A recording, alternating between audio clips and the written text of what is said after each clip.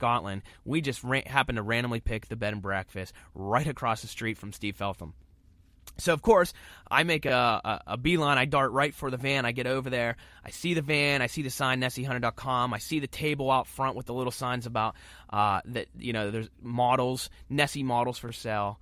But, unfortunately, there was no Steve. It didn't appear that anyone was there, and you couldn't see inside the van. I know Steve lives in a van, but I didn't want to knock and be rude. I thought, well, maybe we'll find him. So we go inside, the door's in, we have a snack. We come out and we decide that we're going to explore a little bit. So we go down the beach, walk around through the woods, taking some pictures and things like that. And on the walk back, as we're coming down the beach, I see the van at the end of the beach, and I see the smoke coming out of the top of it. Which is just part of the fascination about this van. It's got a stove inside. He does his cooking inside and everything like that. And I see smoke coming out of the top of it. So I get all excited. I think, oh, Steve must be home. So I walk back up to the van. Doors closed, still no Steve. But I realize now I see on the table outside the Nessie models are sitting out there. And I think to myself, he's got to be inside. He's got his models out. He's open for business. So now, little did I want Steve to know at the time, but when we were inside the doors in, I had actually just bought 5 of his Nessie models inside. So I was already stocked up on bringing back some Nessie models for myself and friends and family. But I started pretending like I was shopping, hoping that Steve would come out. And sure enough, the door opens and out comes Steve Feltham, the 25-year mission of searching for Nessie. The Nessie hunter, Steve Feltham, comes out. And so I introduced myself, shake his hand, and he was very quiet guy. Didn't have a lot to say, and I was personally, I was like starstruck. I was like meeting your favorite celebrity. So there wasn't much conversation, but I at least worked up the courage to ask if I could take a photo with him. He kind of laughed, thought it was odd, as if I was asking for a celebrity. He certainly does not see himself as that. So I got the photo, and that was my Steve Feltham experience. So it wasn't until after I came home that I started researching, learning a little bit more about Steve. I found out that he actually is a Guinness Book of World Records holder for the longest continuous search for the Loch Ness Monster. So he does hold a Guinness Book of World Records, and recently he was actually awarded a tourism award. I think the Highlands area up there in Scotland, they gave him an award for everything that he does for tourism. If you follow Steve on Facebook, and he has kind of a Nessie Hunter Facebook group and things like that, and all the interviews he does, and the boat tours and things like that, and just talking to the guests, he does so much for the tourism there, just by continuing to do what he does, telling his story, and of course interacting with the locals that come just to see Loch Ness, and of course people like me that are more interested in finding Steve Feltham than they are finding the Loch Ness Monster. But so I come home and I joined I found out that he had this Facebook group. So I joined the Facebook group, and about kind of randomly the next day, Steve made a post in the Facebook group and just said, you just wanted to post this again for those of you new to the group that maybe haven't seen this before. Here's my video from 25 years ago. So I watched this documentary. Again, it's called Desperately Seeking Nessie. It's an hour long. It's on YouTube, and I'll post a link at realityfred.com. Well, I'll embed the video. You can watch it right there, realityfred.com. But it is so well done. So first, I'll talk a little bit about it, but I want to mention that basically it's just Steve and a camera. But boy, I almost have to ask myself, did he have some video classes? I mean, this if you just give someone a camera and tell them to make a documentary, certainly does not come out this well. But he did a really good job. It's very entertaining. There's some, it has its comedic moments as Steve sets out on his adventure, but he was smart enough to just set up the camera and let things happen. So even when he finally gets to Loch Ness and meets the locals and things like that, and as he introduces himself, he has the camera running, he's mic'd up, you can hear things. So it is very well done. It's very entertaining to watch. It'll certainly capture you for the hour that the video is. So what I want to do is I don't want to give away the whole video, but I want to go through just maybe some of the opening scenes, the first few minutes, what you're going to see in this documentary. So what's really interesting is that the first scene as it begins, he kind of has a voiceover where he says, "In every great adventure, the first step is always the hardest." And kind of the opening scene is it's Steve inside this, at this point, 21, 22-year-old van, and it won't start. So it's basically saying in every great adventure, the first step is always the hardest, and he can't get the van to start. And that's where we begin learning a little bit that he was selling burglar alarms. He had actually been planning this trip for 18 months. So before he set out, it took 18 months to kind of transition out of, his old life of quitting his job and selling the house and things like that. Basically wanted to get rid of a mortgage, wanted to get rid of working for somebody else from 9 to 5. So we kind of learned that. And then he kind of goes into clips where he's telling people what he's going to do and catching their reaction. So it's funny. It begins with he tells his mom, he tells his dad, he tells some friends, and you can kind of see that no one probably truly believes that Steve was going to leave and 25 years later never have returned home from living his life at Loch Ness. Everybody, you can kind of say, well, good luck, Steve. It's interesting that you want to go do what you want to do. Of course, if you find the Loch Ness, you'll be famous. Or if you find the Loch Ness Monster, you'll be famous. But you can kind of see that everybody's kind of, Steve, what are you doing here? And then it just shows the challenges. This was not, an easy thing. Basically deciding I'm going to live in this old van, which he still lives in to this day. On the drive up there, he has this stove, this fireplace that's in the van. It falls through the floor as he's driving one day. The horn stops working. At one point, he says he keeps losing things in the van, and then one day his credit cards go missing. They've fallen somewhere in the van, but he doesn't know where.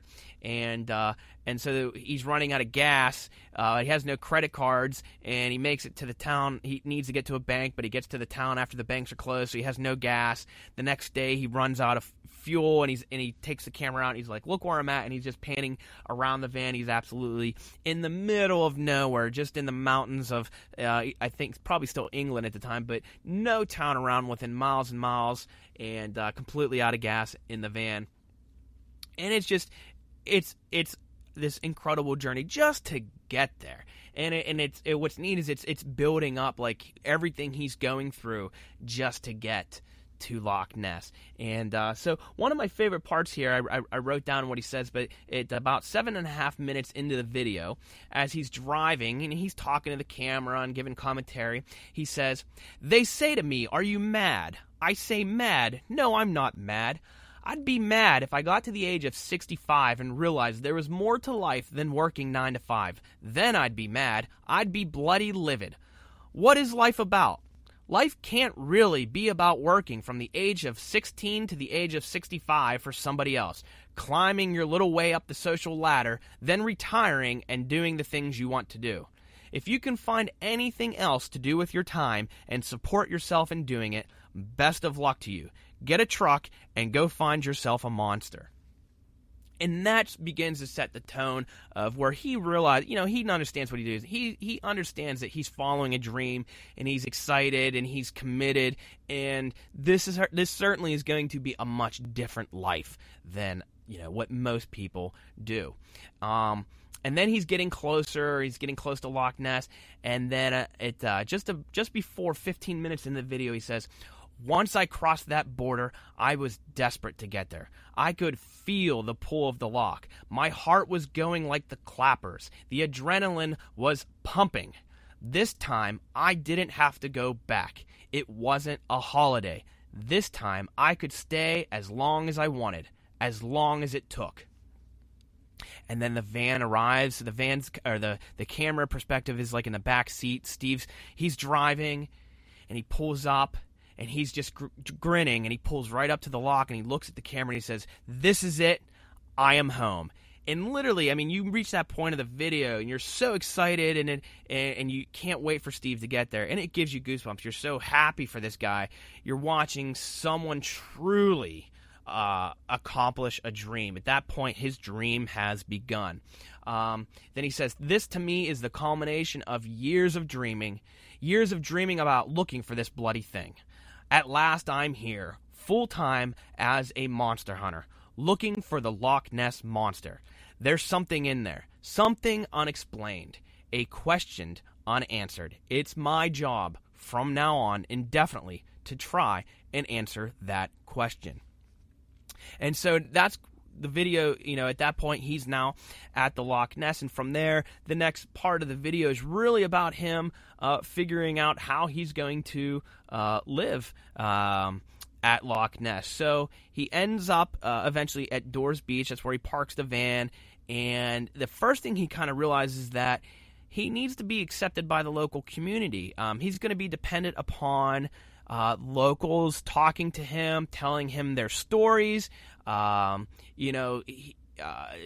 aid in the quest of, gathering all the research and information that maybe the locals have, everything he needs to know. But he's also going to have to eat and shower and bathe and survive, and he's going to need to be reliant on assistance and help from the locals.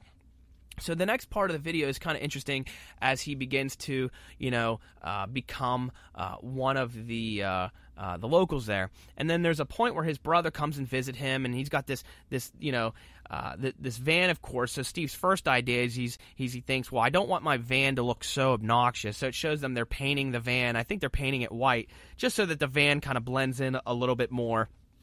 And it's kind of when his brother tells him, he goes, you can paint the van, you can do all this stuff, but have you really thought about what it's going to be like here in the winter, living in this van? Are you going to be able to survive the cold Highland Scottish winter in this van? And he says, if you do, if you make it through the winter, I think that's when the locals will begin to accept you as one of their own.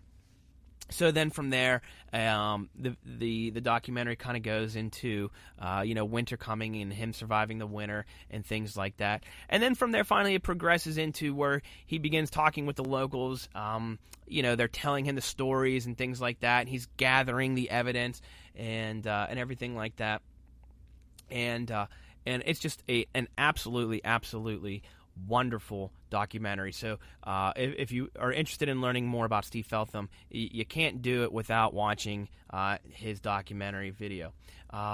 So there's also so much information out there. So to understand Steve a little bit, so Steve is not necessarily like maybe other local, I don't want to say, people who make money off the Loch Ness Monster in terms of just the thrill of it. Of course, Steve does sell his Nessie models to survive and be able to buy food and what he says pay his tab at the pub.